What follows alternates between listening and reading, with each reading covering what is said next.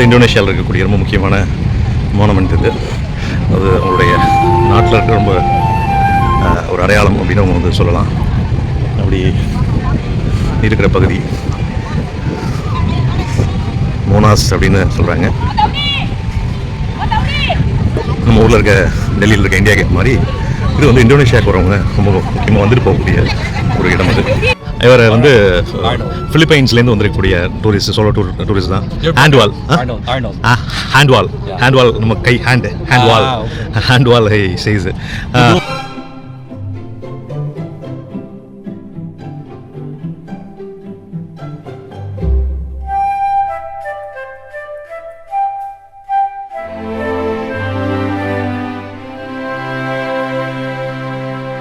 மோனாஸ் வந்து ஒரு எவ்வளோ பெரிய இடத்துல அந்த ஒரு நினைவு இடம் வச்சுருக்காங்க பாருங்கள். நம்ம தான் ஒரு டெல்லியில் இருக்க அது ஒரு இந்தியா கேட் மாதிரியான ஒரு பெரிய ஒரு மானுமெண்ட்டாக இருக்குது. இந்த டவரில் அப்படியே லிஃப்ட்டில் வந்து போகலாம் மேலே வரைக்கும்.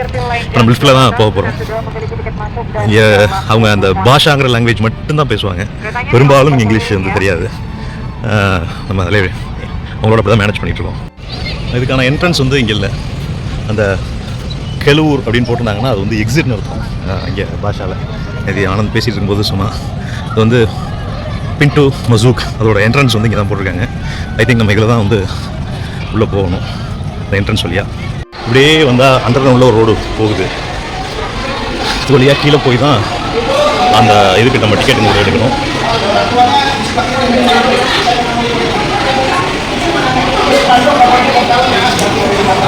மோனாஸ்க்கு டிக்கெட் எடுத்து இந்த அண்டர் கிரவுண்டில் போயிட்டுருக்கோம். என்னென்னா நமக்கு 12 மணி தான் டைம் கொடுத்துருக்காங்க. இப்போ மணி வந்து 10:15. இன்னும் 1.25 மணி நேரம் இருக்கணும். நான் கீழே ஒரு மியூசியம் இருக்குது, நீங்கள் போய் வெயிட் பண்ணுங்க அப்படின்னாங்க. அதனால் நம்ம வெயிட் பண்ணலாம், ஒன்றும் பிரச்சனை இல்லை. நம்ம அங்கேருந்து டிக்கெட் எடுத்து இந்த அண்டர் கிரவுண்ட் வழியாக உள்ளே வந்து இப்போ இங்கே வந்துவிட்டோம். இங்கே அப்படியே மேலே போனால் போகணும், பார்ப்போம்.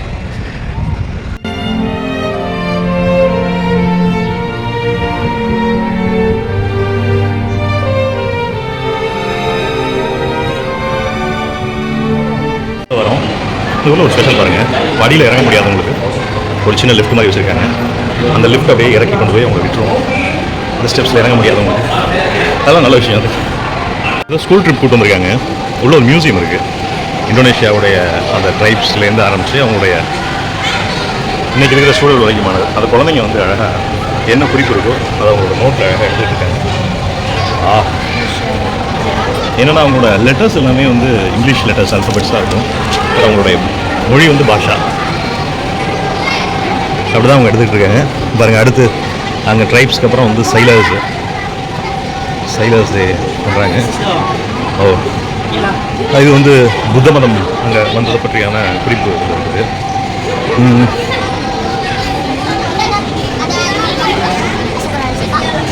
Who is this? What's this king name? இது ஏதோ ஒரு மன்னர். அர்லங்கான ஒரு கிங் அந்த ஃபோட்டோ சொன்னாங்க. அதுக்கு அடுத்து இதில் இருக்கிறது பார்த்தா சிந்தி ஜாவி, தர்கோடுவான் சிவாஸ்மி.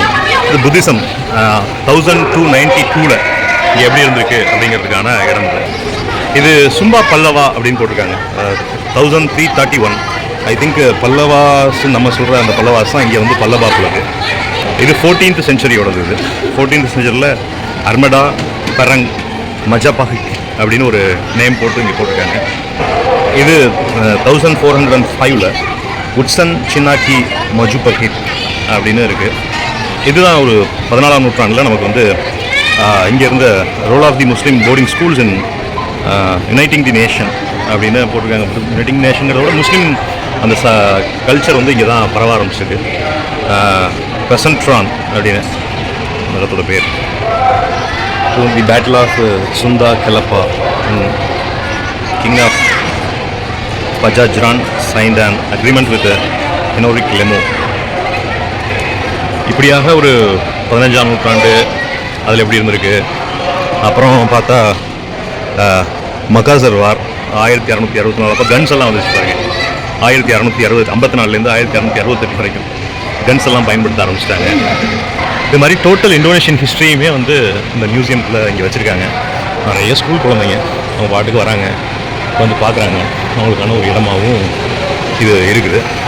இது 1817 நடந்த ஒரு பட்டிமுரா பசிங் அப்படின்னு ஒரு இடம். அங்கே நடந்த ஒரு சண்டை பற்றி போட்டிருக்காங்க. ஐ திங்க் ஒரு 2 மக்களுக்கான கோட்டைக்கு வெளியில் ஒரு குரூப்பு, கோட்டைக்குள்ளே ஒருத்தவங்க அப்படின்னு சண்டை போட்டிருக்காங்க. அந்த ஹிஸ்ட்ரி நமக்கு இன்னும் தெரிஞ்சால் நல்லாயிருக்கும். திப்பனகுரோ வார் அப்படின்னு 1825 1830 வரைக்கும் நடந்த வார். இது வந்து ஹாலாண்ட் பீப்புள்ஸ் எல்லாம் உள்ளே இருக்காங்க. ஐ திங்க் இதுதான் வந்து இந்த யூரோப்பியன்ஸ் வந்து அந்த பீரியடாக இருக்கும்னு நினைக்கிறேன். அது வரைக்கும் யூரோப்பியன்ஸோட முகம் நமக்கு தெரியல. இது இமான் பொஞ்சால் வார், இது ஒரு வார் தான். அது முஸ்லீம் கம்யூனிட்டி வந்து இங்கே இருக்கிற அந்த லோக்கல்ஸ் அவங்க பாதுகாக்கிறதுக்காக நடந்த வார். இதுதான் அந்த பஞ்சார் வார். இது இந்த அக்கெச் வார். நீங்கள் அந்த மாஸ்கில் இது Holland armies, Europeans and local Muslims அவங்களுக்கு உள்ளே நடந்த அந்த சண்டை அதை ரொம்ப அழகாக காட்சிப்படுத்தியிருக்காங்க. இது 1873 இது இங்கே இருந்த ட்ரைப்ஸுக்கும் இந்த ஹாலாண்ட் ஆர்மிக்கும் நடந்த வார். இந்த ட்ரைப்ஸு சிசிங்கமங் ராஜா வார் 1877 to 1907. கிட்டத்தட்ட எல்லாம் 30 வருஷம் அந்த வார் ட்ரைப்ஸுக்கு எதிராக நடந்திருக்கு. தி பேட்டில் ஆஃப் ஜஹரகா 1848 to 1849. அதாவது பிளான்டிங்கில் ஈடுபட சொல்லி இங்கே இருக்கிற அந்த வேலைகள், விவசாய வேலைகளில் யூரோப்பியன்ஸ் வந்து இங்கே இருக்கிற லோக்கல்ஸை நம்ம பண்ணை அடிமை முறையில் சொல்கிறோம் இல்லையா, நம்ம ஊரில் இப்படி பண்ணை அடிமைகளாக நம்ம ஒரு ஆட்களை பயன்படுத்துகிற மாதிரி அங்கே வந்து யூரோப்பியன்ஸ் வந்து இங்கே லோக்கல்ஸை வந்து அப்படி பயன்படுத்துகிற ஏற்பாடு. இது வந்து 1830 to 1870, nearly 40 years. The role of protestant church to unite the nation அப்படின்னு வச்சுருக்காங்க.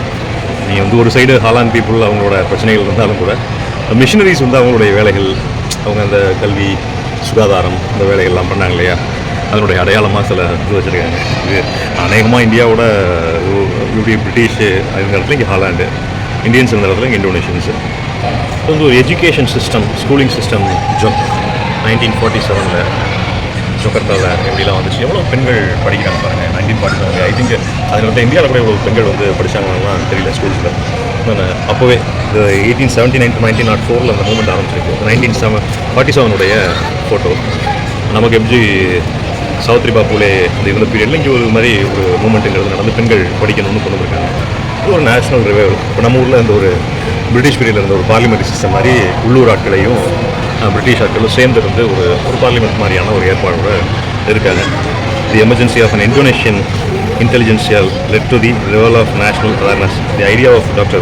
Wahidin Sudiryo Soda to unite all the prominent figures of the national under a single banner lays Buddhi Tomo, the first modern Indonesian organizer set up by the Dr. Sotomo and his friends came into existence. The National Education Institute, Taman Siswa,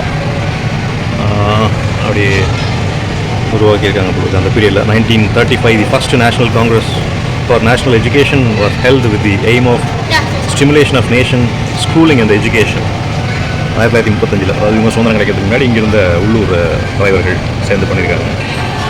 இது Muhammadiya November 1892. The Islamic organization Muhammadiyah was founded in Yogyakarta by Qiyya Haji Ahmad Dalan and it served as an instrument of national building through its educational and other social culture activities. கல்வியினாலையும் மற்ற சமூக நடவடிக்கைகளாலையும் இங்கே இருக்கக்கூடிய இஸ்லாமிய அமைப்பு வந்து எப்படி கூடி சில வேலைகள் பார்த்தாங்க. November 18, 1912 the struggle of national independence. The Indonesian Association 1922. In February 1927 they took part in the Congress of the anti-colonialism movement in Brussels தான் கூடியிருக்காங்க. The Indonesian Association activities is propagation and demanded Indonesia's independence. The Dutch then arrested the leader of the association, Muhammad Hatta Abdul Majid Ali. Court declared them guilty. நம்ம ஊரில் நடந்த இந்த independence movement மாதிரி இந்தோனேஷியாவில் இருக்கிற national medical college 1898 1926 எடுத்திருக்காங்க. அங்கே இருக்கிற நேஷனல் மெடிக்கல் காலேஜ் கிட்டத்தட்ட நம்ம ஊருக்கு ரொம்ப நெருக்கமானதாக இருக்குது. 1920-27 rebellions broke out against the Dutch in Banten and rebels இருந்திருக்காங்க இந்த டச்சுக்கு எதிராக. அவங்க நடவடிக்கை அதான் இந்தோனேஷியாவில் நடந்த யூத் காங்கிரஸ்க்கான விஷயங்கள். இது 1942 45 வரைக்கும் காலகட்டத்தில் ஜப்பான் ஆர்மி வந்து இந்தோனேஷியாவில் இருக்கிற மக்களை வந்து கடுமையாக கொடுமைப்படுத்தி அந்த 2ஆம் உலகப் போரில் எப்படியாவது அந்த பசிபிக் வாரில் ஜெயிச்சணுங்கிறதுக்காக இங்கே இருக்க மக்களை கொடுமைப்படுத்தி அந்த ரயில் ரூட்டு போடுறது, ரோடு கன்ஸ்ட்ரக்ஷன்ஸு இதுக்கு கொடுமைப்படுத்தினதை காட்சிப்படுத்தியிருக்காங்க. இதெல்லாம் வேர்ல்டு வார் முடிகிற நேரத்தில் ஜப்பான் ஆர்மி வந்து இருக்க இந்தோனேஷியாவில் நடத்தின தாக்குதலுக்கு அதை காட்சிப்படுத்தியிருக்காங்க. 1945 ஆகஸ்ட் 17 இந்தோனேஷியாவுடைய இந்த இண்டிபெண்டன்ஸ் ஒரு விஷயமா அறிவிக்கிறது தொடர்பாக சுகர்னோ அன்னைக்கு இருந்த அந்த அதிபர் அவர் வந்து அந்த அறிவிப்பை கொடுக்குற அந்த தருணத்தை வந்து காட்சிப்படுத்திருக்காங்க. Sukarno accompanied by Mohammed Hatta read the proclamation of the Indonesians independence வாசிக்கிறதா போட்டிருக்காங்க. ஆகஸ்ட் 18 வந்து அந்த கான்ஸ்டிடியூஷனுக்காக கூடின அந்த கமிட்டி உட்காந்துருக்காங்க. இதில் எல்லாருமே அந்த முக்கியமான லீடர்ஸ் எல்லாமே Sukarno as president, Mohammad Hatta as vice president of the republic of Indonesia. இந்தோனேஷியாவுடைய ஆர்ம்டு ஃபோர்ஸ் டே அக்டோபர் 5, 1945. இது அந்த சுதந்திரத்தை ஒட்டி ஒவ்வொரு இடமா அவங்க பிடிச்சிட்டு இருக்காங்க. அங்கங்கே இந்த ஹாலாண்ட் ஆர்மிக்காக அவங்க நடத்தின போராட்டங்கள் இதெல்லாம். நேஷனல் யுனைட்டடில் இருக்கிற கேத்தலிக்கல் சர்ச்சுடைய ரோல் அப்படின்னு போட்டிருக்காங்க. 1945 1949 வரைக்கும் வெளியேறாத இந்த ஹாலாண்ட் ஆர்மிக்கு இந்தோனேஷியாவில் நடந்த உள்நாட்டு போர் 49 வரைக்கும் நடந்துச்சு. 49க்கு அப்புறம் தான் அவங்களுக்கு முழுமையான சுதந்திரங்கிறது. இதெல்லாம் அந்த காலகட்டத்திலே நடந்த போராட்டங்கள். இந்தோனேஷிய இறையாண்மை வந்து அறிவிக்கப்பட்ட நாள் இது. டிசம்பர் 27, 1949. இது முழுக்கவே வந்து இதுதான் இந்தோனேஷியாவோட ஆக்சுவலாக ஒரு அவங்களுடைய அங்கீகாரம் பெற்று முழு விடுதலை அடைந்த நாள் அது. இது யுனைடெட் ஸ்டேட்ஸ் ஆஃப் இந்தோனேஷியா அப்படிங்கிறாங்க. இந்தோனேஷியாவில் இருக்க பல மாநிலங்களுடைய ஒரு கூட்டமைப்பாக இந்தோனேஷியாங்கிற ஒரு நாடை வந்து அவங்க உருவாக்குறாங்க. 1950 இதுங்க சுகர்னோ தான் அங்கே பேசிட்டு இருக்காரு நினைக்கிறேன். 1950லேயே இந்தோனேஷியா நகரத்தில் இருந்த கொஞ்சம் கொஞ்சமான வளர்ச்சிகள், அதாவது அது எந்த அளவுக்கு வளர்ந்துச்சுன்னா நீங்கள் யுனைடெட் நேஷன் ஆர்கனைசேஷன் வந்து 1950 இந்தோனேஷியாவை ஒரு நாடாக அங்கீகரித்து அவங்க ஏற்றுக்கிட்டாங்க. இது ஆஃப்ரோ ஏஷியன் கான்ஃபரன்ஸு பாண்டூங்கில் நடந்தது. ரொம்ப முக்கியமான மாநாடு இது. காரணம் என்னென்னா நீங்கள் அன்றைக்கி இருந்த ஏஷியாலையும் ஆப்பிரிக்காலையும் இருக்கக்கூடிய நிறைய நாடுகளை வந்து ஒருங்கிணைச்சு ஒரு தேர்ட் வேர்ல்டு கண்ட்ரிஸ், அதாவது 3ஆம் உலக நாடுகளில் இருக்கக்கூடிய பல தலைவர்களை ஒருங்கிணைச்சு நடந்த மாநாடு. மேஜராக வந்து இதை வந்து நீங்கள் இங்கே இருக்கக்கூடிய ஒரு 5 முக்கியமான நாடுகள் இதுக்கான ஸ்பான்சர் வந்து பண்ணுச்சு. அதில் இந்தியாவும் ஒன்று அப்படிங்கிறது ரொம்ப முக்கியமானது. இந்தியா, இந்தோனேஷியா, சிலோனில் அன்றைக்கி இருந்த பண்டார நாயக்கா, இந்தியாவில் இருந்த ஜவஹர்லால் நேரு அண்ட் சுகர்னோ இவங்களுடைய டீம் சேர்ந்ததை வந்து சிஏவால் பொறுத்துக்கவே முடியல. நீங்கள் அந்த டீம் சேர்ந்து இங்கே ஏஷியா ஆப்பிரிக்காவில் இருக்கிற 30க்கும் மேற்பட்ட நாடுகள் அவங்க வந்து ஆஃப்ரோ ஏஷியன் அப்படின்னு அந்த நான் அலைன் மூமெண்ட்லாம் சொல்கிறோம் இல்லையா, அது மாதிரி அவங்க வந்து கூட்டின ஒரு முக்கியமான ஒரு வேலை. திங்க் இதில் நேரு உருவம் எங்கே இருக்குன்னு தெரியல நமக்கு.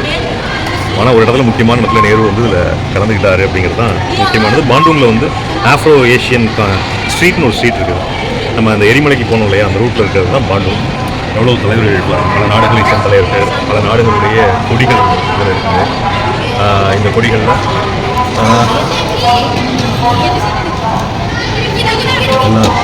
எல்லா கொடியுமே இருக்குது.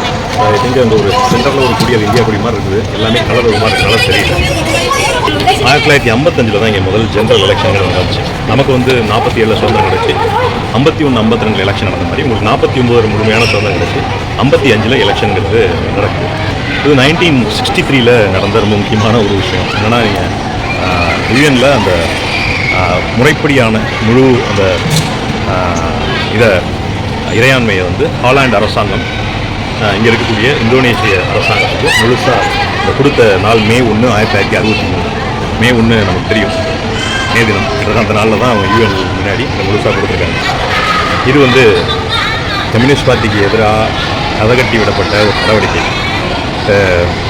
1965 செப்டம்பர் 30 அன்றைக்கி செப்டம்பர் 30 மூமெண்ட்னு ஒரு மூமெண்ட் வந்து இங்கே இந்தோனேஷியாவில் உருவாகி, அப்போ வந்து இங்கே இராணுவத்தில் சிஏஏ ஆதரவோட இங்கேருந்த சுகர்னோ அரசாங்கத்தை காலி பண்ணிவிட்டு அமெரிக்க ஆதரவு அரசாங்கத்தை கொண்டு வர முயற்சி பண்ணப்போ அதுக்கு எதிராக சில மூமெண்ட்ஸ் வந்து செப்டம்பர் 30 ஒரு இயக்கம் இங்கேருந்து ஒரு அப்படி கவுக்க நினச்ச சில இராணுவ உயரதிகாரிகளை கடத்தி கொண்டு போய் கொலை செய்கிறாங்க. அப்படி கொலை செஞ்ச நபர்களுடைய நடவடிக்கை வந்து அவங்க வன்முறையில் ஈடுபட்டது தப்பு அப்படின்னாலும் கூட அவங்களுடைய நடவடிக்கைங்கிறது அன்றைக்கி எந்த அரசாங்கத்தை கவுக்கிறதுன்னு அவங்க அறிவிச்சாங்க. ஆனால் இந்த நடவடிக்கைக்கும் கம்யூனிஸ்ட் பார்ட்டிக்கு எனக்கு நேரடி தொடர்பு கிடையாது. நான் ரெண்டையும் தொடர்புபடுத்தி அந்த சிஏஏவோட தூண்டுதலால் உள்ளூரில் இருக்கிற ஆர்மி, உள்ளூரில் இருக்கக்கூடிய ஃபண்டமெண்டலிஸ்ட்டு, உள்ளூரில் அடிப்படைவாதிகள், இஸ்லாமிய அடிப்படைவாதிகள், இராணுவம், இருந்த நிலவுடைமையாளர்கள், சிஐஏ எல்லோரும் ஒன்று சேர்ந்து அந்த அவங்களுடைய அந்த வேட்டையை தொடங்கின தினம் வந்து அக்டோபர் 1, 1965. அதை வந்து ரொம்ப பெருமையாக இந்த நாட்டு அரசாங்கம் சொல்லுது. கம்யூனிஸ்டுகளை ஒழிக்க ஆரம்பிச்சு இது வந்து ஒரு வருஷத்தில் கம்யூனிஸ்ட் பார்ட்டி கவர்மெண்ட்லாம் ஒழிச்சதுக்கப்புறம் அந்த உள்ளூரில் இருக்கக்கூடிய மாணவர்கள் அவங்க வந்து இங்கே இருக்கக்கூடிய அந்த பஞ்சசீலா அப்படிங்கிற அமைப்புகளோடு இணைஞ்சு இந்த இடத்துல நம்ம மண் வைக்கிறோம் இல்லையா, இந்த இடத்துல போராட்டம் அப்படின்னு அவங்க சொல்கிறாங்க.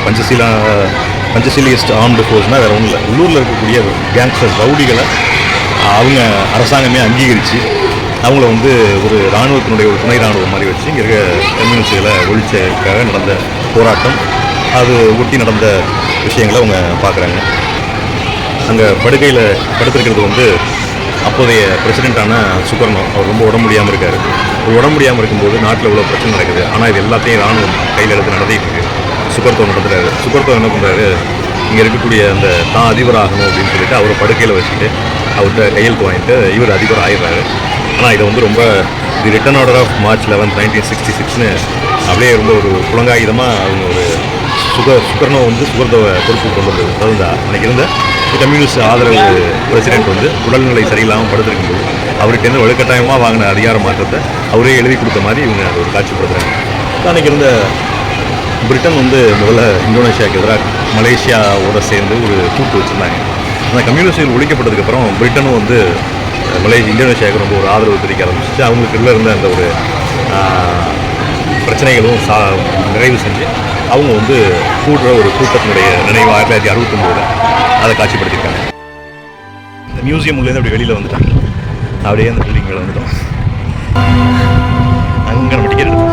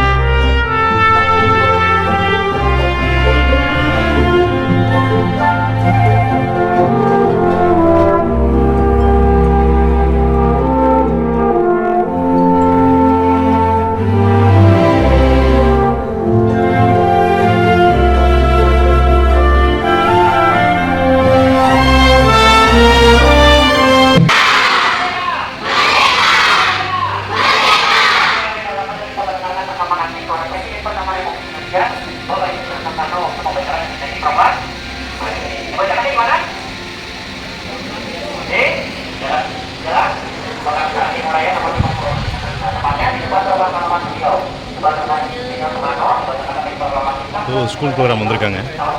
நம்ம ஊரில் பாரத் மாதா கி ஜெய் மாதிரி இதை சொல்லிட்டு இருக்காங்க. அவங்களுடைய தேசிய இதுதான் இந்தோனேஷியாவுடைய மேப். எவ்வளோ பெருசு பாருங்கள் இது. ஆனால் துண்டாக இது. இதை முழுக்க அவங்க இணைச்சி ஒரு நாடாக வச்சுருக்கிறதே பெரிய ஆச்சரியம் தான். இது ஏதோ ஒரு ஸ்டேஜ் மாதிரி இருக்குது. இங்கே இருக்க ஸ்டேஜில் மிஸா நம்ம இதுக்கு மேலே தான் இந்த இடம் நமக்கு இருக்குது போகிறதுக்கு. லிஃப்ட் எங்கே இருக்குன்னு தெரியல. இந்தோனேஷியனுடைய சிம்பிள் உங்களுக்கு அந்த கழுகு தான் அவங்களோட சிம்பிள். அதை கவனிங்க, இங்கே இருக்கிற அந்த பஞ்சசீலா குரூப்பும் வந்து இந்த இந்தோனேஷியா சிம்பிளில் இருக்கிற அந்த மாடு, ஒரு ஆலமரம், கீழே அந்த நெல் நெற்கது, செயின், என் சென்டரில் ஒரு ஸ்டாரு இதோட வச்சுருக்காங்க. இந்த கழுகோடு இருக்கிறது ஏதோ அமெரிக்காவை மீன் பண்ணுற மாதிரி இருக்குது தெரில. ஓகே, பசங்களோட இந்த வாத்தியார் ஏதோ பேசியிருக்காரு. அவர் என்ன பேசுகிறாருன்னு தெரியல.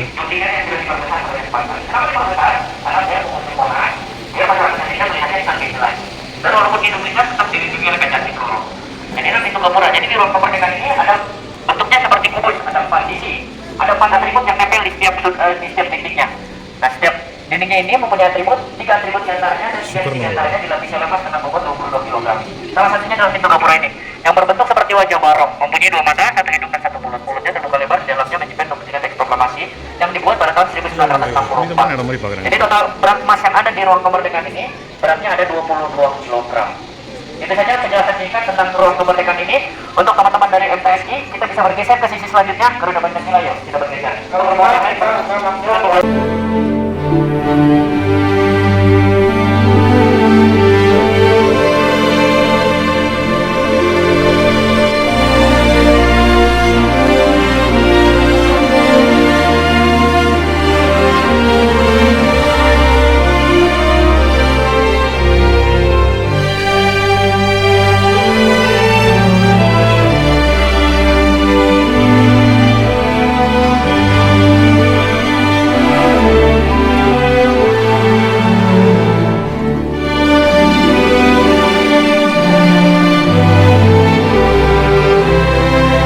வழியாக தான் அந்த லிஃப்ட்டுக்கு போகணும்.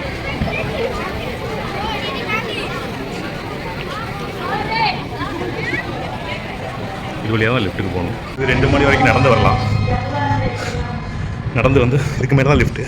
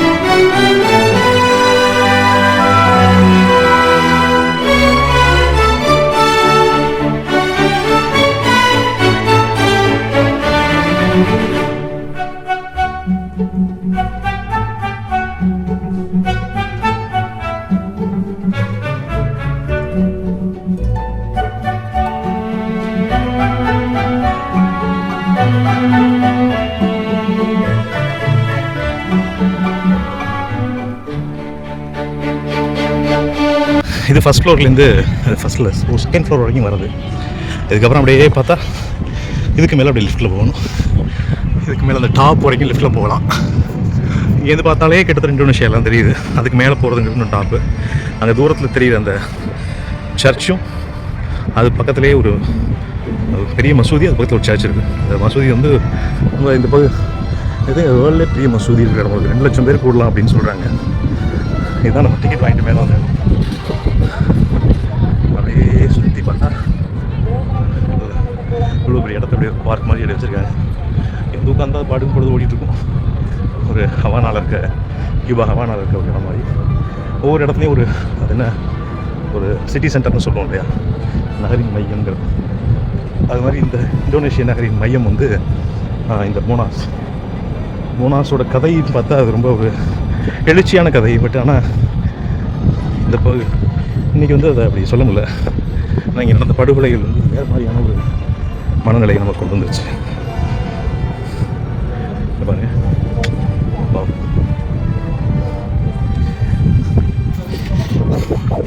நம்ம இப்போ அப்படியே அந்த லிஃப்ட்டுக்குள்ளே போகலாம்.